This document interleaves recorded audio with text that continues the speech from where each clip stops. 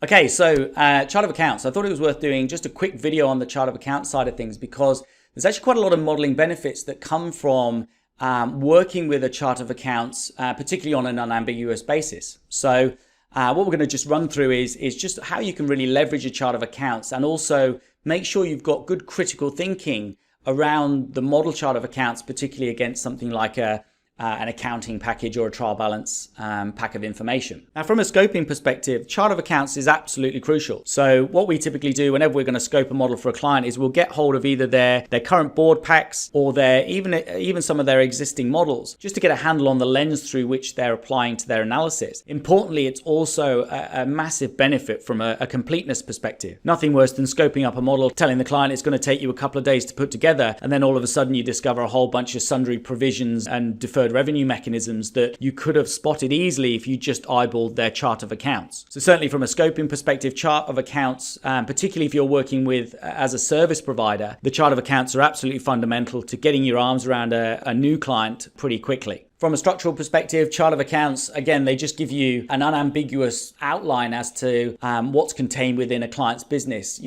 I often like to chat with clients around the lens. So certain clients have a certain lens that they put on the business that you couldn't otherwise guess if you were to just look at their website or even some of their existing models, for example. So real benefit to actually, critically analyzing that chart of accounts, particularly during that initial scoping stage. Now, the chart of accounts at a scoping level also starts to tie into modularity. So for those of you that are scoping models to be built using Modano, the chart of accounts usually will just be crossing through it to take out of the equation things that we know unambiguously we can get modeled quickly. So obviously, your fixed assets, your intangibles, your working capital, half of the tax, some of the other items as well. Getting hold of the chart of accounts it's a very easy way of starting to move from client information into model scoping and particularly model modularity. And obviously, if you're building models with Modano, the chart of accounts is really how we tend to segregate out our different libraries, particularly in some of the more generic content. So, your current chart of accounts, there's no cost of goods sold a line item there. There's no intangibles, there's no deferred tax. It's a much simpler kind of structure. So for us, a lot of the time when we're looking at chart of accounts from a client,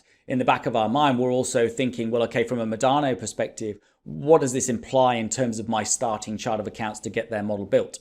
And from a process perspective, we will typically choose the next most complex chart of accounts and dial back from there, as opposed to having to build out any too much kind of manual chart of accounts work when we're building models on the fly. The other thing to be explicit about is there is a model level chart of accounts and there is an accounting level chart of accounts. Good to be unambiguous about the two types and how they interact. So to the extent that your accounting chart of accounts is much more granular than your model, you're probably going to be doing some sort of many-to-one mapping, potentially through the import assumptions tool that allows you to compress this accounting information down into some sort of more usable, model-friendly kind of level. Particularly if you're forecasting, you don't necessarily need to use the 500 account lines that somebody might be using from a trial balance perspective. By comparison, a lot of the time when you're looking at that kind of top of the financials level, your accounting package information might be more aggregated than you actually need from a modeling perspective. So for example, you might have invoicing by